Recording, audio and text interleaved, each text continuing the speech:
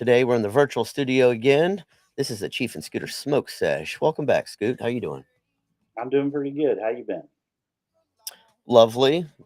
Testing this out, going live on YouTube with you. So I'm going to try to find this link and send it out to some folks so that we can get a little bit of interaction today. There we go. You know, live. And here we are. Share it out to you, Scooter. I'm texting it to you. Okay. Whoa, look at that. Somebody's already in. Cool. Boom. Hello, Sonny. Welcome. Anyway, so it's been about a month since we talked last, huh? It has been. Yep. So what's been going on? Tell me what's been Uh, happening last month. I know we've touched base a little bit and you've made some new changes, but let's hear it from you. How's it been? touch and go, up and down. Um, I won't go too deep, at least at the moment. We've had some changes in life. I'm kind of single parenting right now. Looks like it'll be that way at least for as long as I can see. So I've had to adjust to that a little bit. Um, Waiting to see how it shakes out. So it's been a roller coaster for a bit, but I've been able to handle that. And it's interesting, yeah. So I'm just going to kind of lay it out there. I've been thinking about this. I truly believe that without your help, the help of that guidance and close friends and meditating at night, I would not have pulled through this as well as I have because it came as a bit of a shock. Um, so yeah, I'm not just here saying give it a try and my life is going perfect right now. It does feel like it's kind of down in the lower ends, but I'm keeping good spirits. I'm ready to roll on, move forward, and keep on with what our mission is. It's kind of Absolutely. where I've been. And just from what I've noticed the past month, we have talked quite a bit and kept in touch. But you've done a really good job about staying positive and not holding on to any anger, resentment, things like that. You're kind of just taking it as it comes, allowing that to happen, and you're talking about it. You've got some close friends available to you that you're able to share, what's going on and your emotions and, how things are going. And you're doing the work of demonstrating, the appropriate responses Hmm. and in an especially difficult time. And I think that's very relatable to a lot of folks because it's so easy to sit here and say, put a smile on your face, fill your cup when you're in a really shitty situation because it's like that's not even fucking possible right now. But you have been demonstrating just that. We've even shared laughs and smiles. We've shared a whole bunch of music back and forth, but, from what I've seen, from the outside looking in, you're doing very well. So, good job, Scooter. I appreciate that, and that's really been part of that positive reinforcement every day. I think we do touch base at least daily, um, and music has always been a huge part of who we are, and that has helped. But your guidance has really put me on the right track. And then you're right. I do the work afterwards. And I think that's a big key point that people need to know is you, me, Sonny, Casey, anybody can give advice, but it's a personal journey. So you got to find what works. And It's and true. It's that's the true, but big you have thing. to do the work, and this is a conversation that we had because a lot of times I feel like you try to give me credit, and I don't do anything but tell you words, and that's what a lot of people do is they say words, but you're taking those words and you're taking action on them, and that shows me, that you understand and you're doing the work, but more importantly than that, you're seeing the results of that repetitious, consistent, hard work, Yep. right? Yep. But when it doesn't work, I mean, and you always like, oh, I'm just a guy. I'm just a guy playing a guy playing a guy, and it's like I get that, you know, and it's not trying to just pump your head full. But if I didn't have you to reach out to and say, God, this just really isn't working, and talk it through, I may not know what the next step is. So, take a little bit of credit, brother, just a little bit. I'll tell you what, I'll take credit for making so many mistakes so many times in life that I learned the hard way, and so now I feel kind of wise just from self-inflicted dramas and stupidity that, Right. I've been through so much, and from starting at such a young age, it just took me a long time to start learning life lessons and how to change the outcomes of things, and the only way to really do that is to if you want things to change around you, you have to start with changing yourself and even the way you look at things, and that's something that I think we're both starting to see a lot more is so many people get stuck in their opinion on the way things should be. They think this is the way it should be because that's all that they know, and so many times I love talking and meeting new people, I hear a different way of thinking that stops me, and I'm like, "Hold on, wait a second. Maybe there's something to this." You know what I mean? Yep. And it's just a totally different way to look at a situation or a scenario. Yeah, and So, that's really important. I've been trying to do some of that with the people around me as well. Is just listen to them without any preconceived thought, and it's been great. yeah. So So you've how had a about lot of you? Oh, me? Holy smokes, man. There's been a lot going on. I'm getting the website up and running. I should have that done, this month. Well, June, mid-June, I would say. I'm gonna put out a revision to the book to add a barcode to the website so that, people with the book can actually just scan it, and then they can take a picture of their book, the pages, Hmm. or strain recommendations and how it's helped them, and upload it right to the website on into a forum. So we'll have a Okay. gallery for the different artwork people do in their book, the way they fill it out, because that's always fun. Everybody does that differently. And then also strain recommendations has to be my favorite thing. People say, "Oh, I felt this way and I tried this and it really helped." And I think that's great because I'm always looking for something like that, you Right. know? But Yep. aside from that, I just finished up with the Sunny Side of Freedom Midwest meetup, which was hosted here in Missouri, kind of right in my backyard. And this was so Sunny does a veteran live every Friday night, 9:30 Eastern time, and this was some folks that have consistently been in that group, the Sunnyside family, and so we had people from 5 freaking states that had shown up, and some of them you've actually built the relationships with, like, 007 was there from, I think is he Minnesota or Wisconsin? Wisconsin. Wisconsin, the cheese kids, yep. He was from Wisconsin, we had War Eagle from Mississippi, Rich from New York, Sil from Connecticut, myself and Rob from Missouri, Timber and his wife were from Indiana, so just such a cool experience. And it was funny because the weather wasn't cooperating with us. They got to witness and observe firsthand Missouri weather, which was only just a couple of seasons per day. Sometimes you can get all 4, right? Right. But we did get a lot of rain. Um, the wind wasn't too bad, but we did get enough rain that actually we weren't able to kayak like we had planned. So, you know how us military people are like, we're so flexible, Hmm. super Gumby. We did some hiking, we did some fishing, a lot of photo ops, but the park was packed because of this time of year. There's the cicadas, so there were Right. people from, Canada, even as far as Canada down just to hear that and experience it, and for me, like, it's so normal. I thought that everybody got this amount of cicadas, like, it's a biblical event. I thought it was everyone, whatever, but, I'm used to it. It's just my little frequency at night to kinda put me out, it's nature's meditation, nature's frequency.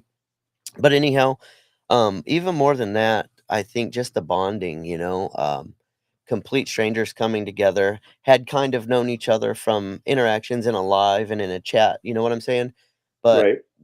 maybe 1 second of nervousness as people are pulling up, anticipation probably more realistically, and Hmm. then they get out, like, hugging everybody, and, it was just like going to another unit, you're a little nervous about it, then you get in there and it's like, here we are. Here we are again. Welcome back.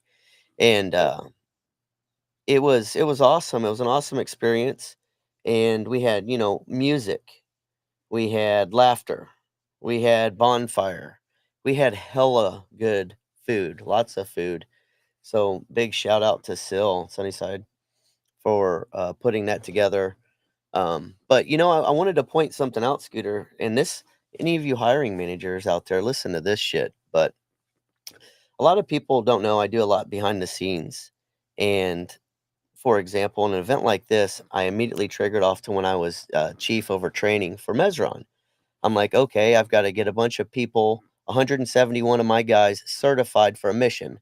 This particular mission I'm speaking about, we were doing the shipboard watch in New York and on the East Coast. They had the ships, sailing down the coast, and people would come tour it. So they were standing the real time security force for that whole event, not just on the ship, but on the pier. And people from everywhere around the world are coming in, bringing backpacks. They got to search it and everything, make sure it's a safe mission.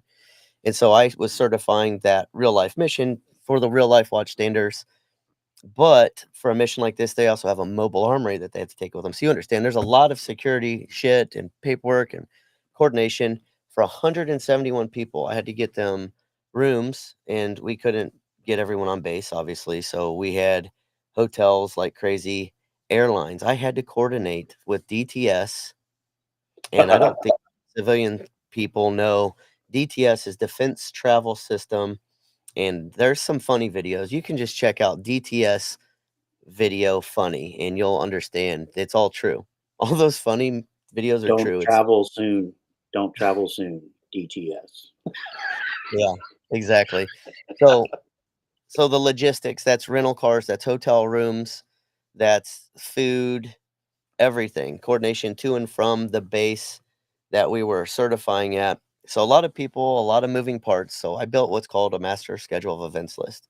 That's the first Mhm, thing. Like, here's our overall agenda, the whole thing. And then I had event drill guides that I had built. So that's basically, here's this exercise, here's the expected outcome of this exercise. It'll end when this happens, or this, essentially. And then in there, you have injections, which are just out of the agenda things that we're going to throw in there to make it work. So here's why I say, like, hiring managers, when I heard this event, I immediately popped back into military mode. I'm like, we got to have a schedule. Boom, let me help with that. Here's everything that we're going to need. Let's make sure that everybody's coordinating their own travel. Good. Make sure that we can get them there. Good. And now let's get to the fine details. We'll go through, like, here's the events for every hour. Everyone's accounted for. Here's what we're going to, meal prep, and still helped so much with that. But it was so easy for me to plan this whole event, like, just because I've done this so many times training people in the military. right. No different. So in my mind, I'm like, how many hours of project management did I really have in the military? You know what I'm saying? Like, that I can real life fucking use. So that's my point. Sometimes experience beats education in my mind. But anyways, I you asked how it went. It went really well. I built some new relationships. I've met some new people that I definitely want to interview. Timber's wife is one of them. She she didn't open up to everyone, and I don't blame her. She's a very alpha dominant female with a really powerful, really valuable story for women in and out of the military alike. mhm, 4 kids, married to a sailor as well, has been a sailor, and had experienced that old school Navy mentality that still actually kind of exists out there. But just listen to some of her stories really resonated with me about how normalized we made some things in the military, and didn't even realize how that would impact others. It was just normal day-to-day talk and action, and yeah, it's just crazy how that really affected her. And I have to throw it out, like, she was 420 friendly with me. There were 2 of them at the event that were, and it's not something I ever push out. It's, I'm gonna sit there and do my thing. If you would like to join me, if you're in a company of chief, I'm gonna take care of you. I'm not gonna mhm. tell you no. What do you want? And I'll make sure that you are safe and know what you're doing before we get crazy fun. But we had a little bit of our own therapy around the fire, and wow, what a great story. I can't wait to get her story out there for people and just everyone. that not just women, but guys alike. She's got a really cool story. But I'm aside looking from that, forward to that. You were talking about that, and it's like, yeah, I'm really can't excited wait to for see that. that. I plan to travel. I would like to do that one in person. Yep. And so anyways, that's all I'll say about that. It was a really great trip. I would like to see more of those happening all over, you know. What You uh-oh, blacked camera. yourself out. Yep, camera went out on me again. Oh man, I'm at the fire at some point. I don't know why he does this to me. put the All right. pointy end into the hole. Yeah. Well, we can keep chatting. I'll get Bub up here to hook up this camera. But There anyways, you yeah, go. really amazing, really amazing experience.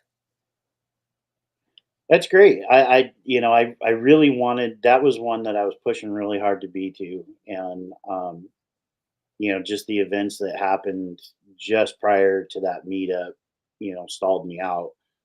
Um, but I do think there'll be more. I look forward to there being more.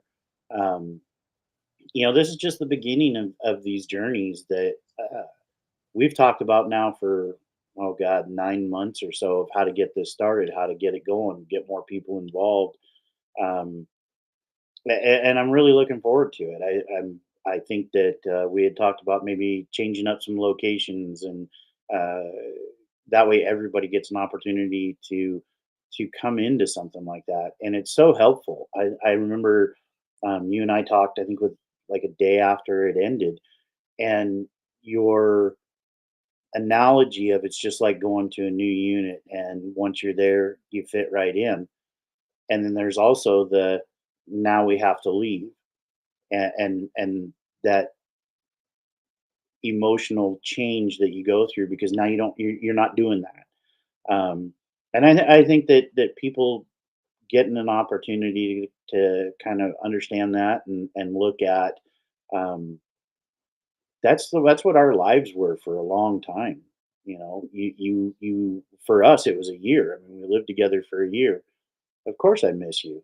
I mean, hell, when I flew out of Kuwait and landed in Dubai, within 24 hours, I was missing the crew back where you guys were. Um, so I think opening up and recognizing that and being okay with it and discussing it was that's a way to help others take that first step.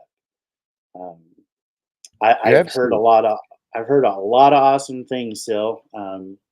I saw you posting there in the comments. I've heard some great things, and I'll be calling you this afternoon, and we'll talk about some.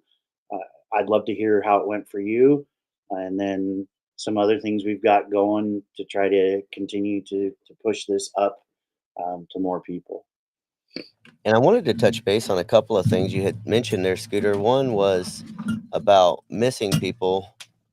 Hey, Bub, he's in here. We're making some noises. But I never really missed anybody after being on a live with them. I missed you for years. We spent just a year and a half together. We did our workups and all that stuff Mm, through a mobilization together, and so we became family. You know what I mean? yep. And I'd never felt, anything like that from like a TikTok, right? Just getting off of a TikTok live. But after meeting these guys, everybody was sending their messages, just made it home. And I went, damn, man, I really miss them. Like, fuck. And I, I was like, dang, what do I do with this? So we're still sending messages, we're sending photos. Hold on a second, Bub, stand in here. Yep.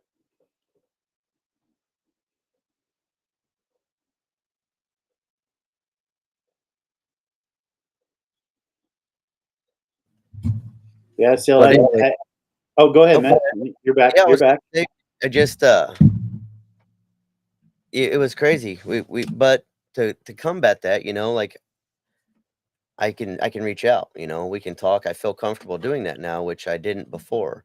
And so we were Mm, able to kind of really validate each person that was there. They're a real person. Hey, I'm back. Woo!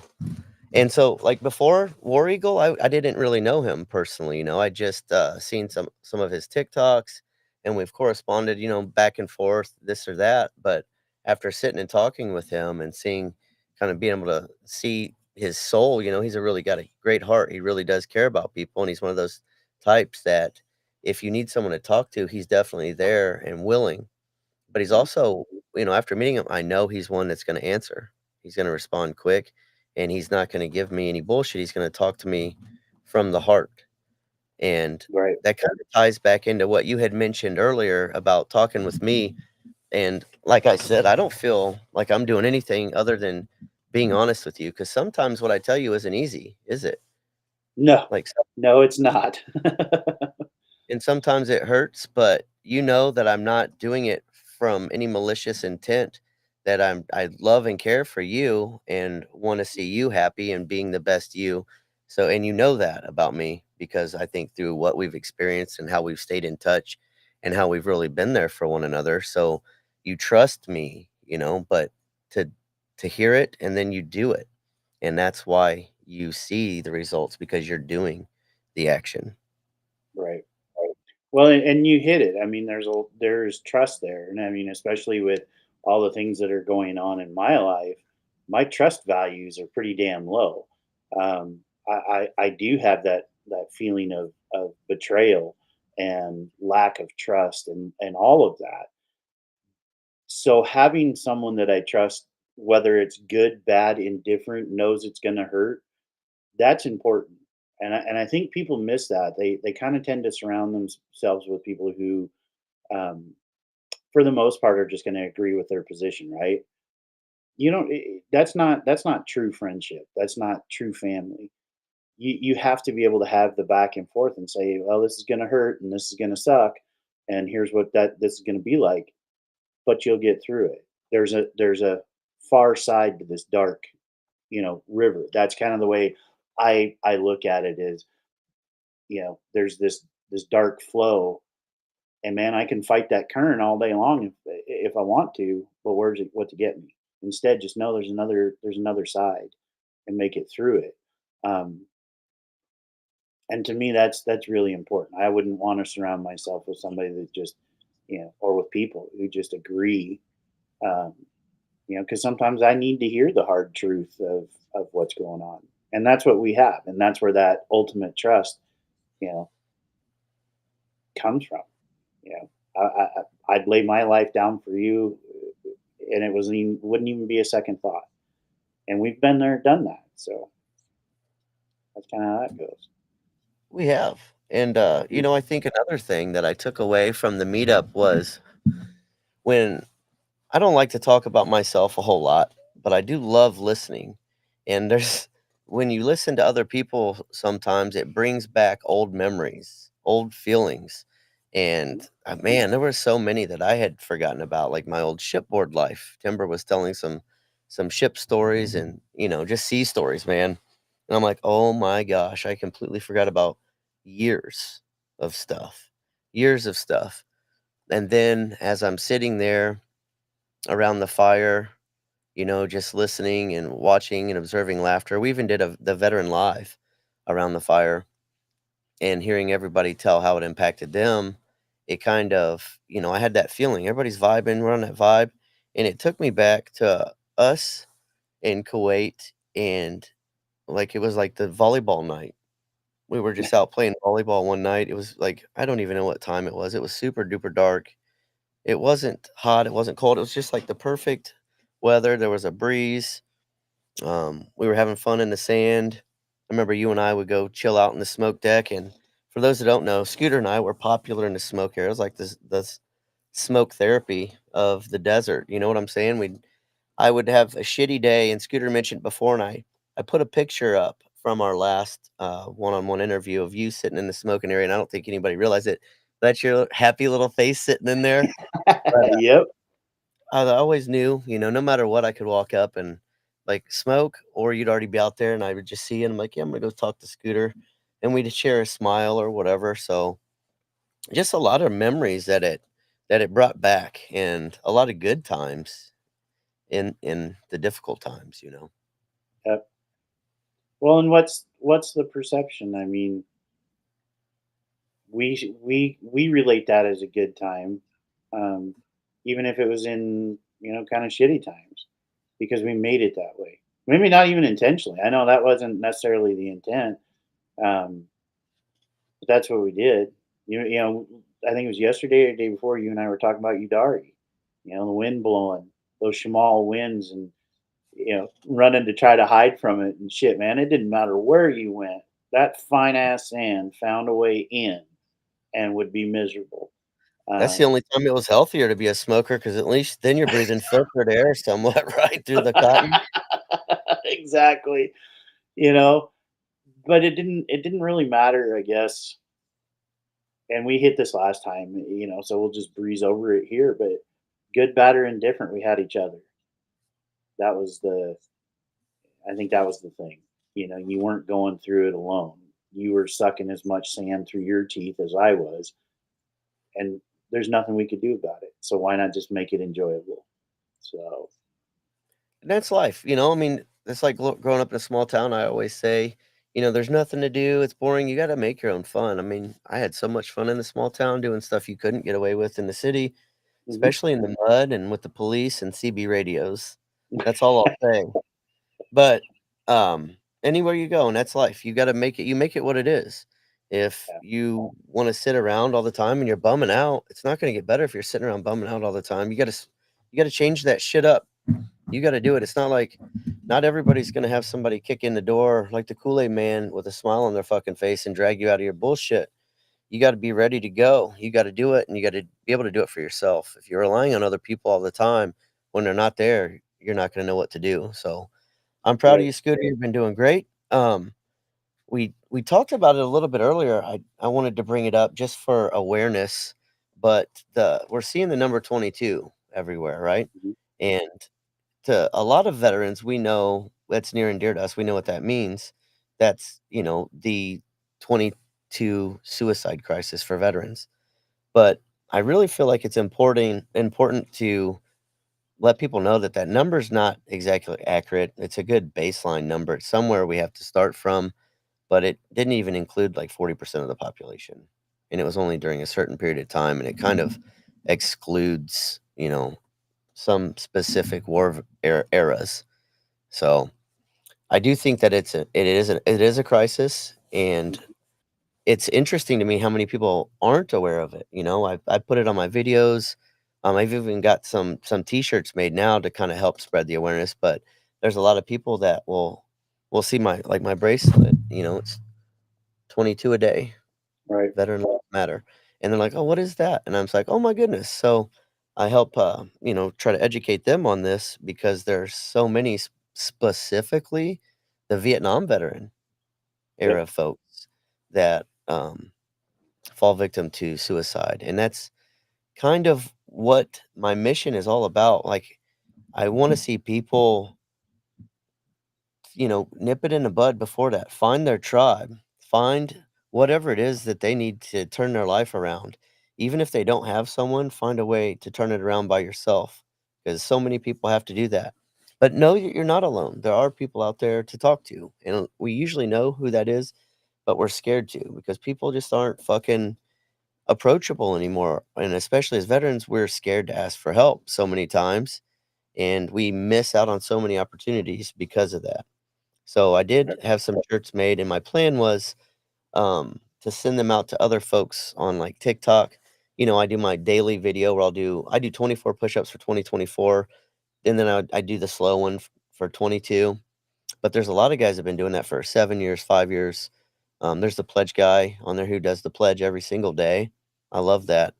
There's a few others. I think I wanna send those guys and gals some shirts and wear on their channels, and then, any money I make actually off those shirts, I'm just gonna buy more shirts and send it out to more people to wear on videos, and I just don't see a better way to help raise awareness, because on the back of the shirt, it says, let me pull it up, I'll just read it to you. Kinda just helps bring the awareness to it. Oh, shit. It oh, says 22, like in a dictionary, in, like noun, um, bringing awareness to veteran suicide crisis, and then hashtag awareness. So check it out if you guys are out there. That's on recklesscreators.com/collections. You'll see 420 Chief Collection if you go to their website, just recklesscreators.com. But And I anyways, I we think talked about that earlier, and you were like, "What? People don't really know?" I'm like, "No, man, not everybody knows about this. It's not really that openly discussed." which is crazy to me, and part of that might be I have a pretty limited circle of people that I do talk to, and I would say 99% of them are veterans or are very integrated with, and most of their conversations do involve veterans. So when you told me that there was people who didn't know what that meant, I found that just to be unbelievable.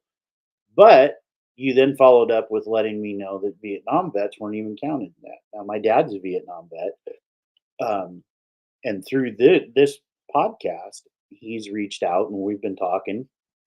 And at some point, I want to sit down and do an interview with him. Um, but when you told me that, it kind of threw me off. I was like, that era of individuals is probably higher than what we're seeing right now. I mean, I don't know the numbers, but those guys, they got the shit end of the stick when they came back, and they never really were able to gain traction, as far as I can tell. It was just not too long ago that Agent Orange was even openly admitted by the VA for anyone who wasn't directly like sprayed, and so there's a lot there. So I was really happy to hear that from you, Yeah, and because just so you know, Peter, my father passed away, and he had Agent Orange he was in, the Navy during Vietnam as well. Yeah, so, I mean, it I really does hit home, this isn't just something to talk about, it's something that's real, and if you start talking to people, you probably know someone that this is impacted, and so mhm. that's why I think that it's crazy, that more people aren't aware and more people aren't wanting to try to make a change and help. Well, and even though it gets talked about, like you said, it becomes 22 a day, but there's not, and we talked about throw a link in the bottom, right? So in the show here, once it goes out after the recording, I know we're live today. We put that link out there, so people can learn. You read it to me, and I just thought, wow, not only do we have the Vietnam era that wasn't counted, it was a small amount of states that were put in. And I guarantee, and I know personally, and we talked about it. So Billy Ho was on the Lincoln with me, and his death would probably be rated as an accident. But here you had a young man coming to the end of his time as a sailor. He had a lot of questions, wasn't sure what he wanted to do next. Just a sweet kid. I mean, he used to come over, play guitar, sing, have good time with us. So he goes home to Wyoming. His mom owned or owns a bar there, and at over 100 miles an hour one night, he slams into a tree. They have no skid marks, no nothing. Guarantee that was written up as an accident. But how many of those stories do we know? How many go unreported? It's Yep. crazy. I think, yeah, Texas and California weren't even included in that number on those Yeah. studies, which were higher veteran, states. Yep. So we've like you said, it's a good starting point. But I think getting that education out is a really good plan. We high five and whoosh, whoosh. So you lost your sound, brother. Lost your sound.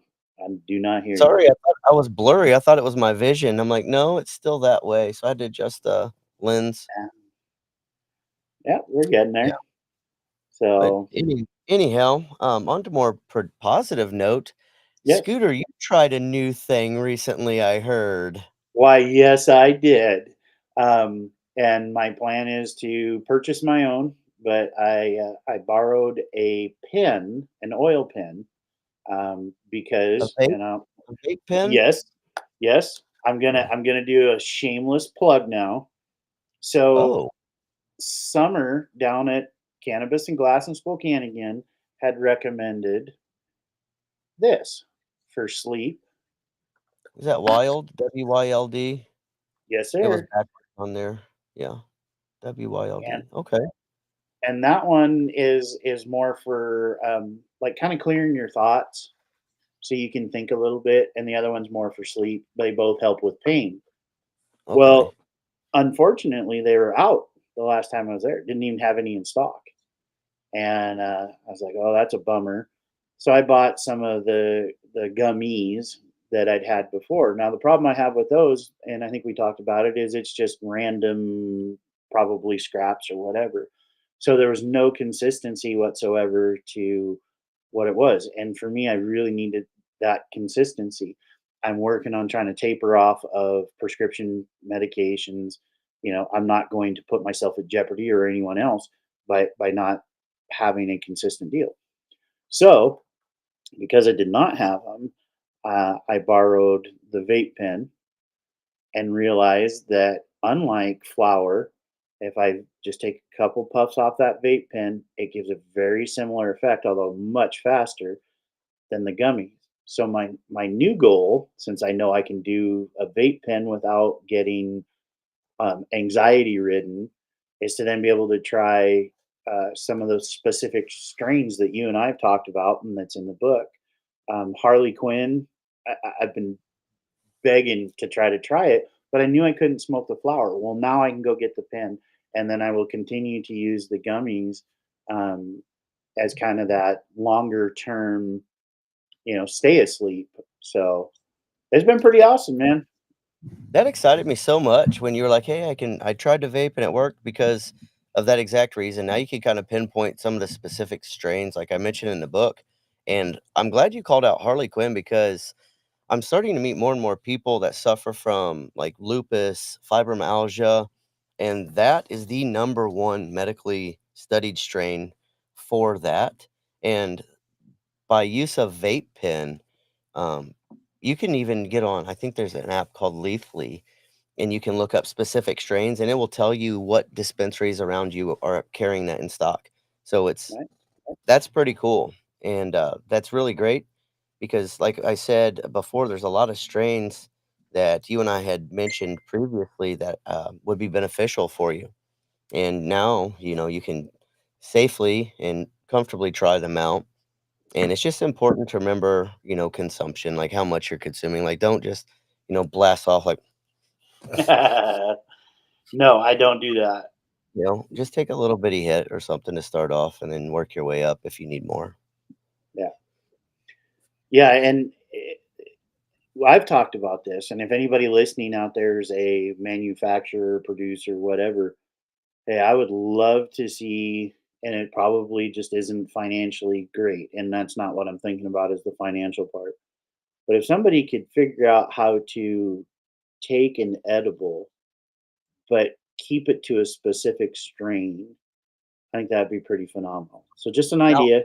Anyone I out know there there to watch? are Scooter, there are a lot of boutique, growers out there that grow Mhm. their own and make their own that would be able to specifically do that. It's just I've found in the dispensaries, we're limited, and the people that grow for the dispensaries don't want waste, right? So they got their bud for flour. Well, they take their trim if they're not gonna sell it, like the shake, they'll take some of the trim and they make the gummies out of that. So, like, they're using as much of the plant as possible, there's no waste, but then, Right. like you said, you're getting a mixed bag. But there are some boutique growers, and I've been to a few, cannabis shows, some of the pop-ups, and a lot of times those are difficult legally depending on the state, but a lot of them, you can get it very specific. But Mhm. again, um, it's just one of those things that it's difficult to mass produce and get out there because of all the laws behind everything. And the Right. way you need to sell, um, it's kind of a pain in the ass. Well, and hopefully, and we've talked about this at some point, we can get in front of Congress and start getting some changes, especially, and I'm not saying only for, but this is what's near and dear to me is within the VA system. Um, when you go in to see the doctor or whatever, if you're at the VA hospital, they still ask, do you use marijuana? Like it's a mandatory question they have to ask. Um, we need to get away from it. Break the stigma, right? I mean, and we talked about this before. I won't go into it, but I mean that's the way I was raised up. Like this was really odd for me, but to find that healthy balance and what it can do in a natural medicinal way has been phenomenal. And how many of our brothers and sisters are out there that just either suffer through, or I was watching, I don't know how old it was, but I was watching a congressional hearing where a female veteran came in and she was asked a question about her medications. She picks up her purse and she says, "If I was not a medical professional," she's a nurse, she goes, "I would have not known any better." And she pulls out all her prescriptions and sets them down on the desk. And she says, "The combination of these actually would have put me in a coma had I taken them all together the way it was prescribed." So, we got to find something different, and it's not going to come from the top down. It's going to have to be bottom up. It's going to be you. It's going to be me. It's going to be Sunny. It's going to be the people that we meet that are the everyday veteran American who wants to make a change. Sorry, went on a Well little tangent there, a little soapboxy. well, you're right. I mean, a lot of people ask, like, and a lot of people complain, and you'll hear me say the only way to make change is to start with yourself. So, all I'm gonna do is sit here and share my story and share the story of others like mine, and even more impressive, and how this is one way. Like I always say, everybody's got their own way, to do things. Everybody's got their own way to elevate. Everybody's got their own way to cope with this or that. Everybody's got their own medicine. This is just an alternative. This is one that I know has worked for me, and I've talked to many doctors who've disagreed, but see the results and tell me to continue doing what I'm doing, and they know what it is. And Mhm. I've heard the stories of so many more people that have got off a lot of prescribed medications that were doing some real damage to them and causing real problems in their lives by this. So I love getting those stories out there, and I guess I do. I really want to break the stigma because, you know, there were so many commercials, so many movies, so many this and that jokes about it that people, don't think you can do shit if you've had a gummy or smoked some weed. And I mean, I go out and disc golf, I go hike, I smoke when I do it. I smoke before, I've smoked after. I just actually hike so much, I have arthritis in my knee. And I was talking to the doctor. I'm like, can you give me something? And she gave me this, it's a chemical cream. I was like, I don't really want to use that. Like, is there anything like holistic? And she's like, no. I'm like, I know I tried some topical. I got some for a buddy's mom one time for her hip. She had a broken hip. And I bought the topical and they let me try it on my shoulder. And I remember the pain scale it went from an 8 down to about a 4. So I was like, I wonder, so I'm gonna get some of that THC cream, but the VA obviously can't have anything to do with that. They can't even recommend that as an option to me on my own outside of there. Right. So, knowing that it actually works, that's what's fucking funny to me is I rub some fucking cream on my leg. I'm not stoned at all, Scooter. You're not gonna feel Right. stoned rubbing cream on your Nothing. fucking leg. No, Come on, nothing. man. Yep. Anyway, whatever. So Sometimes we're on talking. that, and we kind of ended our last talk just breaking into it. So you can reach out and slap me if you want to save this for a different time. But there are groups that are trying, and not only with medicinal cannabis, ayahuasca, ibogaine, you know the list. But those groups are out there as well, and they're having some phenomenal studies. I think I sent you the study. Was it maybe shoot, I can't remember the college now, Harvard or anyway, one of those great big ones, where they did brain scans on patients who had cerebral palsy and whatever the case might be. Let's not put a name to it, but they scanned and the brain function was not great. And then those same individuals went to a 4-day retreat, uh, and there was psychedelic therapy. We'll just say that's what it is because I don't know. They could try different things. They came back, picked up at the airport, taken straight in, given a brain scan. The neural pathways were lighting up. So there's a lot we don't know, and maybe it's time we stop being afraid of the unknown and start figuring it out. that to me is something, and while it's in the future, that's something to me that is very important. I've seen so many interviews with so many veterans that have been through so much more shit, and that helped them tremendously with drinking, depression, all of that. Um, but we put blinders on in society because of fear. So sorry, I just had to get that No, you're out. fine, and you know how I feel about it. I don't give a fuck what society thinks. I personally have experimented with a lot of those and more substances on my own for my own reasons, and there are some of them, like the ibogaine, ketamine, that I haven't tried, but I would in the correct setting. Like those, I think I would be more comfortable professionally administered. But I have done, Bufal various in my own home setting. I've done the ayahuasca at a retreat setting.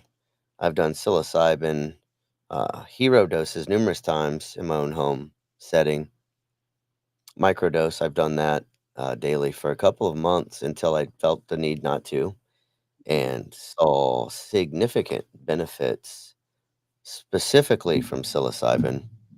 Um, I do now, looking back at all of them, um, probably not yet, but I don't fully understand what I developed from it, but every time I reflect on something a little further and further, I learn more and more from that experience. Mhm. Like, just to throw examples, I know ayahuasca is a big one people like to hear about. For me, that fucking taste is putrid. I would rather drink purple flavored diesel fuel. Good Fact. stuff. Just fucking Kool-Aid packet and some, you know how the fake black toppers, asphalters would do it? Yep. Grape Kool-Aid and diesel fuel and sprayed on some gravel. We blacktopped your driveway. Yeah, I would rather drink that than ayahuasca. However, um, my journey on ayahuasca wasn't crazy. Like people think that these things are trippy because you lose control, right? And you're having this psychedelic experience. But I've had so many at this point that I'm not afraid of that shit. I'm not afraid to die, and I haven't been. We've talked about that before. I haven't been afraid to die Mhm. for a really long time, probably as a child, and so that does make me a little bit crazier. I'll push myself a little bit further here and there, and I'll try things maybe a little too a little too trustingly sometimes, but I'm not afraid to do it. And I think for me, I I won't recommend any of them to anyone because I don't know where they're at in their mind and how they're going to face their trip. What I can say is they're all very similar in the aspect that you have to face your fear, right? It's the fear that we all have inside of us, but what they all do is they help you navigate through that a little more focused. So rather than having a million thoughts all at once and being scared in a million ways, it's you're full scared all in one way. And the Right. only way out is to face that, which you have to do at the end of the day, anyways. And it's just a faster way to get there than if you were to just sit and meditate on it one thing by one thing. Right. That's my analogy. And they're all a different experience, they're all a different feeling. Um, but at the end of the day, you have to realize that all of them, no matter what they are inside of you. That's all I'll Right. say. I And think that's a I'd be great glad to way to talk put it. sports another time. I think that's for another Yep. episode or 2 or 3. I mean, I've done some cool shit. Maybe, like, subscribe, comment, ask questions about what do you wanna hear about? Like, is it the trip itself? Is it some of the things that I learned? I mean, I don't know. Or maybe they can tell me what I should trip on next. I don't know, Scooter. I want you to find me one of them Vision Quests, peyote, wolves, mountaintop, teepees. There we go. We when we get it put together, we'll do a sweat, which is just about as spiritual and agonizing. I mean, that it's been phenomenal every time I've done that, and I look forward to it again. I just keep expanding the horizons. That's that's where I'm at. Well, after the Sunny Side of Freedom meetup, like you'd mentioned earlier, man, I came home, I started missing people, and what am I gonna do? I'm looking for the next thing. Where am I gonna like, getting back from a mob, it's like, "Fuck, I missed you guys. I miss my family over there too. I gotta go. I gotta fucking mob. I'm sorry, guys. I Yep. gotta mob." The stress, the anxiety, and so here I am back at home. It's not necessarily quiet time, but man, the feeling of it was so amazing that I couldn't like, the first thing I did was reach out and like, "Scooter, let's plan some fucking dates. Let's do this fucking smoke sesh in fucking person. I've got a shitload of vapes I can share, but I'd like to spend some time, hit some trails. You told me you had some waterfalls nearby. I'm really excited to go check out some of that stuff." Yeah, I'm Yeah. stoked to hit those waterfalls. That's gonna be awesome. But yeah, you made the call, and I'm right here for the time being until I can travel. Um, we've got a lot of land here, and I look forward to in person having the smoke session, a campfire. Well, not even a campfire, but just a fire outside, and maybe we can fire up a live. Plan it out in advance and get some people in. They can ask some questions, and Yeah. I'm gonna have to yeah. learn how to do these live. So this is my first ever live. And Mhm. actually I think yesterday I got the notification from TikTok that I can go live on there, I think. I guess that means I can use my camera or host my own live. Hopefully, I could use my own camera on my own live. I don't know. That We'll I don't see. know, I don't know because what you, the you fuck have to to go do on into a the live. app. I have a question for you before we run out of time today. Like, what Sure. if you were to tune into a Chief live? You're like, "Oh shit, what's Chief up to?" What do you want to see? Or I don't wanna say expecting to see. Right, right.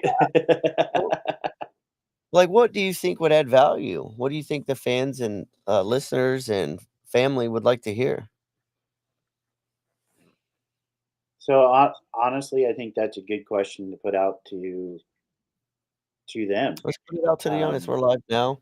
yeah, Throw it in the we're live comments. right now. Let them answer up, because What more I would you think like our to relationship is different.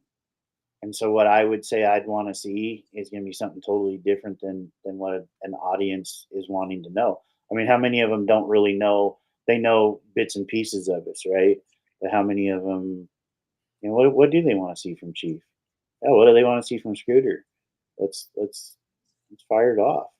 Send some Yeah. questions in. So I just like the flow that we have when we talk, whether it's text message, on the phone here. We just It's just natural. It's real, So, man. That's what I think people like, is it's real. I'm not gonna sit here and lie or bullshit about anything. I mean, I admit I got wise because I wasn't smart, In my life, I believe I raised my kids, you get smart or you get strong. And you see Bub, he's jacked. That motherfucker got strong. He chose strong instead of smart. mhm. But Um, he's got some pretty good smarts going too. He whoops our ass in technology. he does. We got a question in the comments, how your journey started with 420 and why it's helped. So my journey with 420 started after my divorce. I was living in my camper. I had bought some land because I was homeless. So I bought land, took out of my retirement, got it, and then put a camper on it because it was so much cheaper than building a tiny home. And I didn't have like a lot of money to work with because I'm going through a divorce. Like I have no money actually. It's all tied up. And so I got the camper and I was still drinking alcohol. Oh, you're saying for my TikTok lives. Yeah. But I'm gonna finish this story real quickly just for any listeners. I don't even know if we have any. But I was drinking a lot and I had to do a lot of work. And for example, nothing was level out there. The land was just it was barren. I just had a guy come in and clear the trees down and stuff, so nothing was straight. Like I'd had rock brought in, and so I had blocks everywhere to level shit up. But you kind of go crazy after a while of just walking around crooked, kind of like in Kuwait on gravel. You fucking go crazy after a while because you're so used to walking on gravel, it kind of fucks your legs up a little bit. Mhm. So it was hard work and it wasn't level ground, so it just was extra all the time, and I couldn't do it, man, so I started smoking the vape pens, and it helped a lot. And I noticed that I would get too like if I get crossfaded, I'll throw up. I'll feel really sick if I'm smoking and drinking. And so I was like, well, I like me better and I don't feel as shitty on the weed. So I was like, I'll just go more weed, less alcohol. And really kind of weaned myself off of it until I was like, I haven't even drank in, like it started like 3 days. Damn, because that was a huge deal for me, right? If you're drinking every day, 3 days is a long fucking time. I'm like, damn, I haven't drank at all in 3 days. And then I started to feel a little bit better. It took a while. I think I was sick. I think I might have kind of suffered a little bit through it. But during that time, I would use cannabis at night. Like I would meditate for like 3 or 4 hours every night. I would force myself to. And I didn't know what I was doing, but I wasn't really meditating. I was just kind of going dealing with my shit, dealing with my demons. I wish I had found psilocybin back then, but mentally I don't think I would have been ready for it. And Right. that's why I say I don't recommend it because had I done it too soon, I wouldn't have been able to handle it, and I don't know what the outcome of that would have been. That could be, part of the 22, but that could also be, just locked me into a psychosis. Yeah, man, it's hard, Rob. It's hard, but it did help. I just kind of stayed by myself alone. I didn't have my children at the time. So I would just sit out the camper and live like Rob here, just simple as fuck, man. I had a fire pit and I had some chickens and I had a camper. And I had to run a fucking generator for electricity, which was loud, which, you don't need electricity in the summer. Uh, so I didn't run it during the days. I would just sit there and I would fucking meditate. But the the pen helped, man, because my thoughts were bad. And so it Mhm. kind of helped me become more aware of that. And, before you know it, I just wasn't drinking anymore and I wasn't such a bitch to myself anymore, you know? And so it really helped there. And I started therapy actually and started talking to my therapist. And she was, or actually, I started counseling before that. I talked to the counselor and I liked her because she'd make me say shit and then ask me a question. And she'd be like, well, what did you just say? And had me answering my own questions and just kind of validating I know what I need to fucking do, to Mhm. fix shit. And then once you kind of accept that in your head, then everything starts to change. You start to be like, well, instead of being, "You're a fuck up," it's like, "You're a fuck up, but here's how we're gonna fix it one step at a time." And it's like, all right, little fuck up, we're doing good now. We're doing better. Still a fuck up, but we're doing better." And it's baby steps, one thing at a time. And for me, I couldn't do it all at once. So this was slow. This was I gotta stop yelling. I even tried to stop fucking cussing for a while. You see how that's gone. But Yeah. I don't drink and I don't, I'm not crazy like I once was. So that's that kinda why. But yeah, I think that you're right. That would be a good topic for TikTok Live. I kinda like Rob's idea too of the bonfire, man. That's fucking always sweet and some music. Mhm. But, Yep. Scooter, I know that we had mentioned the sweat a little bit, a little bit ago. Do you wanna like, give a little bit more detail or about your experience doing the sweats Yeah. and what that So is? The listeners know what the fuck that means? so my very first actual sweat um, was shortly after I'd gotten back from UAE, and I was feeling lost. I was feeling confused, and I kind of locked myself in. I didn't want to go anywhere, didn't want to do anything. And a very good friend of mine who was a medic in the army knew a guy who ran a sweat not too far from us, a traditional sweat. So I was invited. I actually tried not to go. I was like, oh, I don't have the money for the gas. Oh, I don't have this. I don't have that. He showed up and just picked me up and like essentially was get in the car. So we went, and it was really spiritual. I held a rock inside the sweat, and when you're in there, it's completely dark. Uh, Hot stones are brought in, and you go through rounds, and then the person leading it is putting water that has a lot of herbs in it. Um, and then the ladle gets passed around and you drink it. Well, anyway, I held that rock and I was told just to kind of put all my negative energy into that. And so I did. And when that was over, we buried the rock, and then they did a hand washing ceremony. Um, so all the veterans that were in attendance were asked to come over as veterans only, and it was kind of a welcome home. Your time as a warrior, while done, doesn't mean that the tribe doesn't need you. You're And still real quick for our valuable. listeners, can you what tribe was it?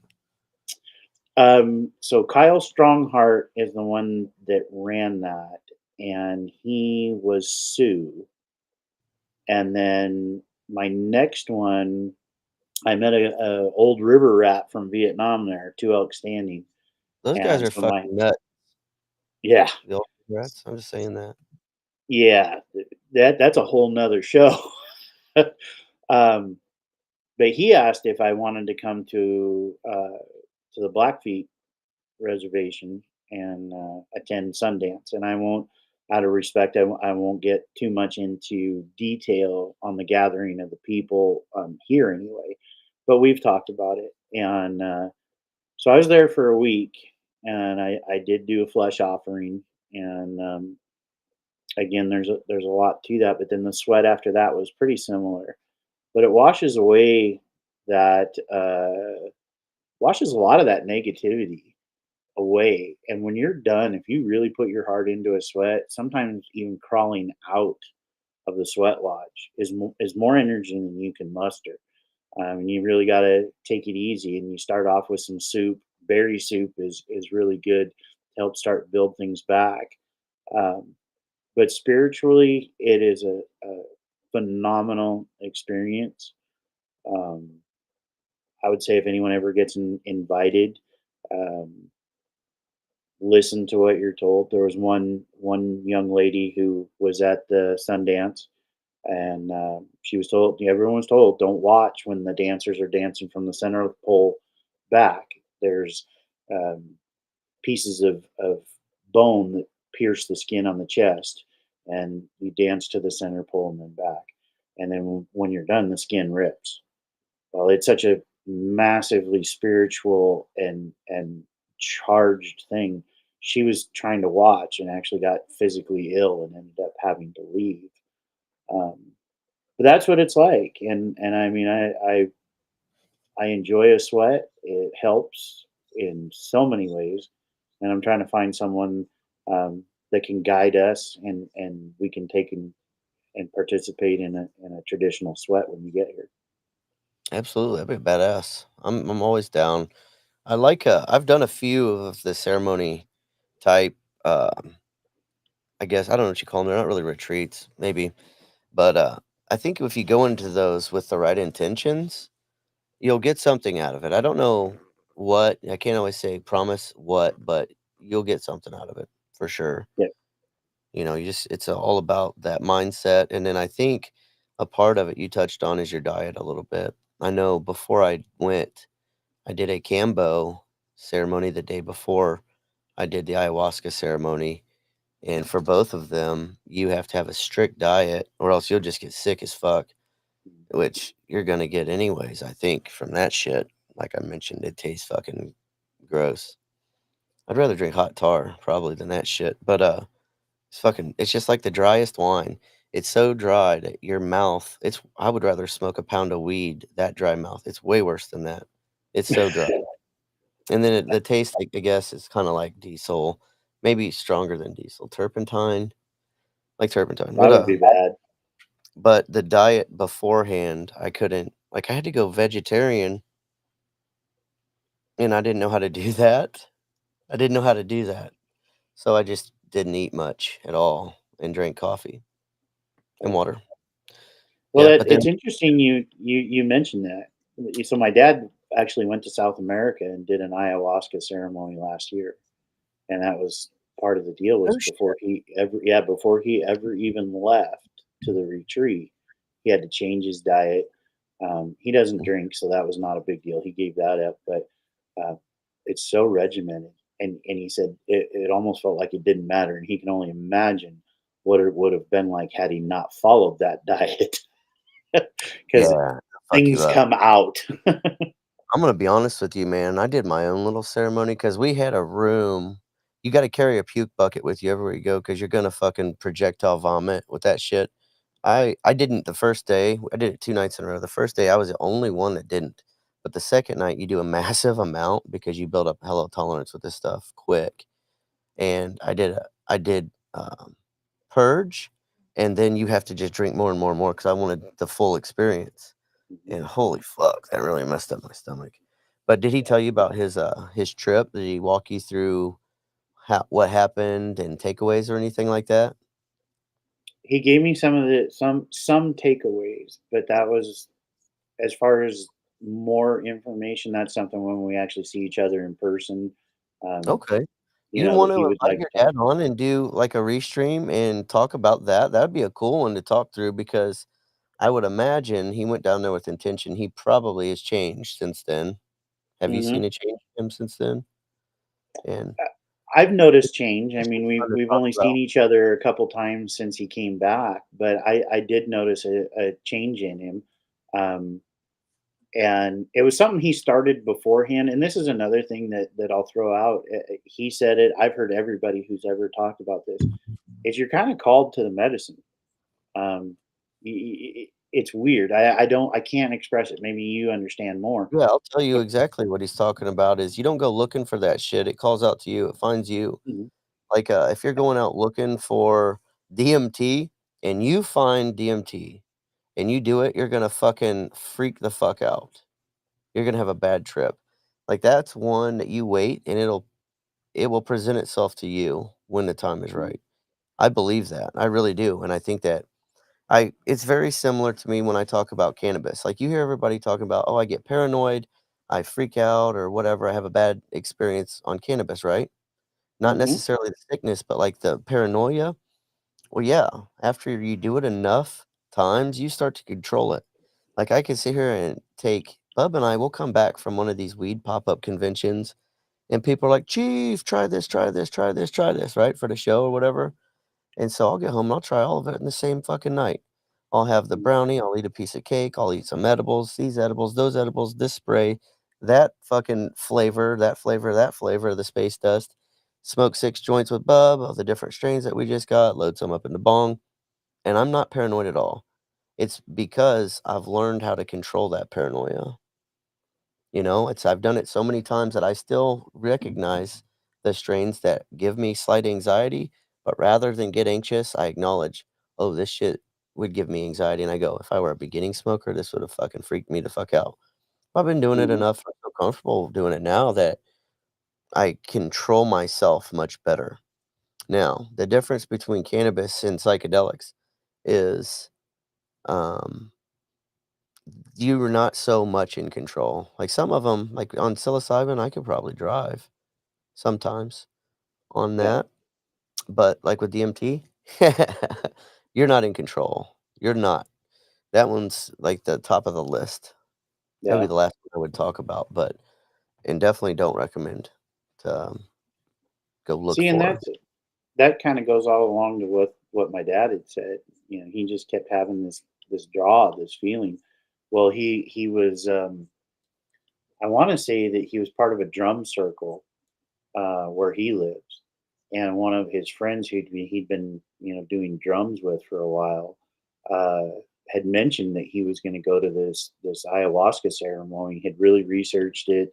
The guy leading it, his family's been growing and doing these ceremonies for several generations. Um, my dad's like, "Yeah, it sounds great. You know, that's something I've really kind of been interested in." And the next thing you know, his friends like, "Hey, these are the dates. We're going." And dad was like, "Oh, okay, we'll go." Um, Party!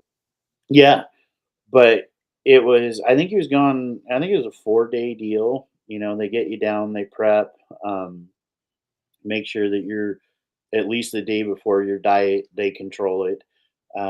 They go through. They actually do a cleansing sweat, and then the next day is when it starts, and it starts off kind of small and builds and builds and builds, and then you go through the first night, and then the next day it's more build and build and build. um, so yeah, well, but I'll talk to him, man. I think that'd be kind of cool. You know, we'll get the old Vietnam vet in here. Rob. I like that strain, Northern Lights. I recommended that for Scooter earlier. Yeah, I have to give that a go. Harley Quinn's my first one, and then we'll go Northern Lights. Okie dokie. So, Well, I'm excited to meet up. I think we've got our dates mhm. on the books now, and actually, I can go 2 days sooner than we had previously discussed. Oh, right on. Yep. So excited to come out, spend some time with you. I think Scooter and I were gonna want to check out the property. I'm gonna spend the day doing chores. Um, and then we'll just have our own therapy session. We love listening to music, and I'm Oh, sure yeah. we'll have plenty of goodies to share and lots to catch up on, lots of stories. So yeah, I think we're about to wrap it up. Yeah. Got a lot of traveling planned, in the next month, Scooter, so definitely coming out to see you, hoping to get that interview with Timber's wife, like I had mentioned earlier, on the books, and then moving into July, there's a few things I don't wanna say just yet, but there's some exciting shit coming up. Yeah. I think we're in good shape, brother. So we'll just keep plugging along, and I enjoy the smoke sessions. And next time I'll have my little vape pen, and that'll be interesting. That's gonna be cool. Yeah, well, make sure you're doing the sativa for the vape sesh, because I don't know if you watch the show, but, like, 90% of the time when I'm in studio with Bub, I'm like, "Rolling up on some sativa," and he's like, "Actually, no, hard indica," and I'm like, "Oh, I just blasted off on this, Bub. Gonna be an interesting episode." And I'm like, I'll "Fuck." start learning Right. that one. I do know the indica. That's what puts me to night night. So, Ooh, I like fighting through it, though. I'm just going to show, like, you can control it. It's not fucking mhm, that bad. I've tried overdosing, I really have, because I think that'd be funny at this point, 'cause I know it's not gonna kill me. If right. anything, my allergy would kill me before it did. Well, what are you gonna wrap it up on, brother?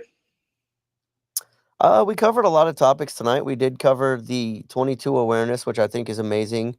Um, we talked a little bit about your current situation, how I'm super proud of you for how you've been handling that and staying positive, and even learning to redirect your energy into places that are more valuable in life. You know what I mean? Yep. So I'm proud of you for that as well. So there's been a whole lot going on, but still making progress. A lot of times progress, looks like this. Sometimes it Uh-huh. looks like this, but we're making it. We're still doing shit every day, and I'm proud of you. But with that said, stay tuned. We've got some new merch coming out. The website's going to be up pretty soon. I'm really excited about that because of I think with those stories, I'll get more interviews, with people putting, what strains helped with them in the forums or even wanting to share their story. If you guys out there hear of anybody that you think would be a good fit for the show that has a great story that needs to get out there, let me know. Hit me up in the comments, hit me up in the DM, whatever, and we'll chat. But I'm proud of you, Scooter. Until next time, lead with change, lead with love. Chief out. Later, brother. Later. All right, I'll kill the live now. I got the hand hearts. There, you did it. Screenshot I it, did it. everybody. There I he did is. it. All right, all right. Peace Ah, out. Love you, brother. Love you, brother. love you too, man.